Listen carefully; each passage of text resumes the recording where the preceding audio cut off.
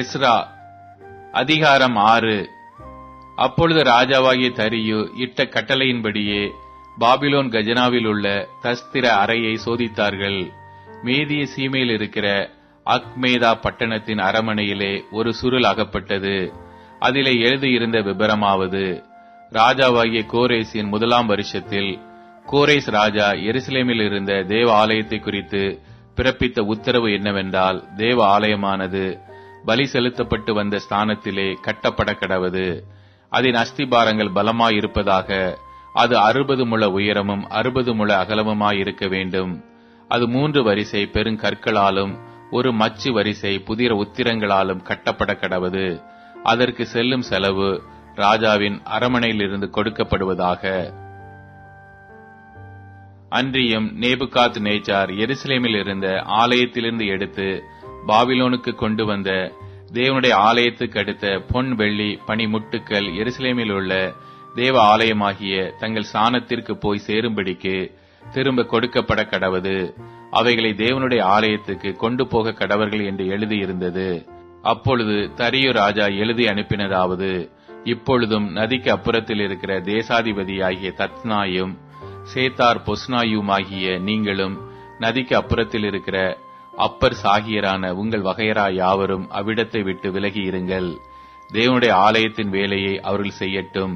யூதருடைய அதிபதியும் யூதரின் மூப்பரும் தேவனுடைய ஆலயத்தை அதன் ஸ்தானத்திலே கட்ட கடவர்கள். தேவனுடைய ஆலயத்தை யூதரின் மூப்பர் கட்டும் விஷயத்தில் நீங்கள் அவர்களுக்கு செய்யத்தக்கதாய் நம்மால் உண்டான கட்டளை என்னவென்றால், அந்த மனிதருக்கு தடை உண்டாகாதபடிக்கு நதிக்கு அப்புறத்தில் வாங்கப்படும் பகுதியாகிய ராஜாவின் திரவியத்திலே அவர்களுக்கு தாமதம் இல்லாமல் செல்லும் செலவு கொடுக்க வேண்டும். பரலோகத்தின் தேவனுக்கு சர்வாங்க தகன பலிகளை இட தேவையான இளங்காளைகள், ஆட்டுக்கடாக்கள், ஆட்டுக்குட்டிகள், கோதுமை, உப்பு, திராட்சரசம், எண்ணெய் முதலானவை தினம் தினம் அவர்கள் சொற்படி தாழ்ச்சி இல்லாமல் கொடுக்கப்பட கடவது.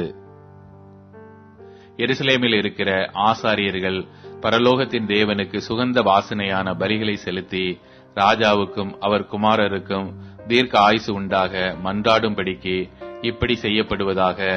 பின்னும் நம்மால் பிறக்கும் கட்டளை என்னவென்றால், எந்த மனிதனாவது இந்த கட்டளையை மாற்றினால் அவன் வீட்டிலிருந்து ஒரு உத்திரம் நீங்கி நாட்டப்பட்டு அவன் அதில் தூக்கி போடப்படவும் அதிநிமித்தமாக அவனுடைய வீடு குப்பை மேடாக்கவும் பட கடவது. ஆகையால் இதை மாற்றவும் எருசலேமில் உள்ள தேவனுடைய ஆலயத்தை கெடுக்கவும் தங்கள் கையை நீட்டப் போகிற சகல ராஜாக்களையும் சகல ஜனங்களையும் தம்முடைய நாமத்தை அங்கே விளங்க பண்ணின தேவன் நிர்மூலமாக்க கடவர். தரியுவாகிய நாம் இந்த கட்டளையை கொடுத்தோம். இதன்படி ஜாக்கிரதையாய் செய்யப்பட கடவது என்று எழுதி அனுப்பினான். அப்பொழுது நதிக்கு இப்புறத்தில் இருக்கிற தேசாதிபதியாகிய தத்னாயும் சேத்தார் பொஸ்னாயும் அவர்கள் வகையராவும் தரியு ராஜா கட்டளையிட்ட பிரகாரம் ஜாக்கிரதையாய் செய்தார்கள். அப்படியே யூதரின் மூப்பர் கட்டினார்கள். தீர்க்க தரிசியாகிய ஆகாயும் இத்தோவின் குமாரனாகிய சகரியாவும் தீர்க்க தரிசனம் சொல்லி வந்தபடியினால் அவர்களுடைய காரியம் கைகூடி வந்தது.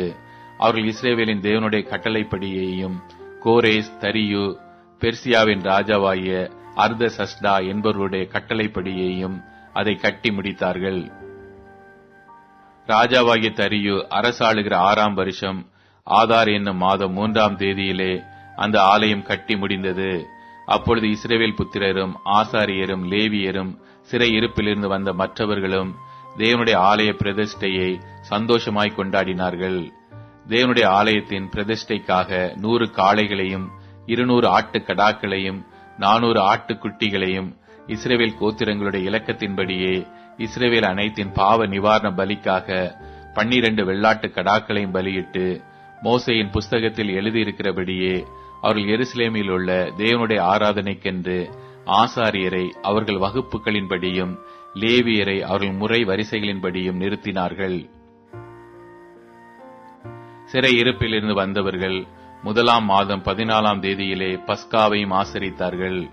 ஆசாரியரும் லேவியரும் ஒருமனப்பட்டு தங்களை சுத்தம் பண்ணி கொண்டதினால் எல்லாரும் சுத்தமாயிருந்து சிறையிருப்பிலிருந்து வந்தவர்கள் எல்லாருக்காகவும் ஆசாரியரான தங்கள் சகோதரருக்காகவும் தங்களுக்காகவும் பஸ்காவின் ஆட்டுக்குட்டிகளை அடித்தார்கள். அப்படியே சிறையிருப்பிலிருந்து திரும்பி வந்த இஸ்ரவேல் புத்திரரும் இஸ்ரவேலின் தேவனாகிய கர்த்தரை நாடும்படி பூலோக ஜாதிகளின் அசுத்தத்தை விட்டு அவர்கள் அண்டையிலே சேர்ந்த அனைவரும் அதை புசித்து புளிப்பில்லாத அப்ப பண்டிகையை 7 நாளாக சந்தோஷத்துடனே ஆசரித்தார்கள். கர்த்தர் அவர்களை மகிழ்ச்சியாக்கி அவர்கள் கைகளை இஸ்ரவேலின் தேவன் என்னும் தேவனுடைய ஆலயத்தின் வேலையிலே பலப்படுத்தத்தக்கதாய் அசீரியருடைய ராஜாவின் இருதயத்தை அவர்கள் பட்சத்தில் சார்ந்திருக்க பண்ணினார்.